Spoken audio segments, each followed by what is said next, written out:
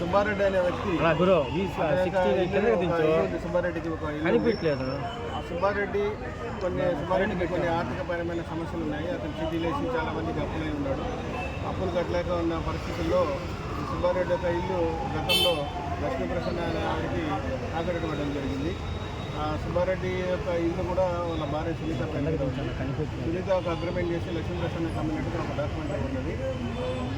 తర్వాత సునీత దగ్గర నుంచి తీసుకున్నటువంటి లక్ష్మీప్రసన్న సురేష్ అనే వ్యక్తికి ఆ ఇల్లు అమ్మినట్టుగా ఒక డాక్యుమెంట్ ఉంది. దీని తర్వాత సుబ్బారెడ్డి ఇంకా వేరే వాళ్ళని వాడికి ఇచ్చినప్పుడు సురేష్ కొనుక్కున్నాడు కాబట్టి అతన్ని ఖాళీ చేయించి ఇతని దాదాపు 20 రోజుల నుంచి ఆ ఇంట్లో కాపురం ఉండడం జరుగుతుంది.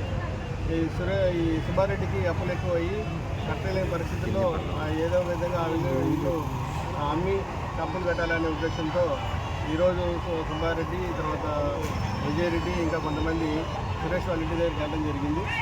వెళ్ళిన ఆ ఇల్లు ఖాళీ చేసే క్రమంలో అక్కడ గొడవ పడినప్పుడు విజయరెడ్డి, సుబ్బారెడ్డి అందరూ కలిసి సురేష్ని కత్తితో పొడవడం జరిగింది. సురేష్కి గాయాలతో చనిపోవడం జరిగింది. తర్వాత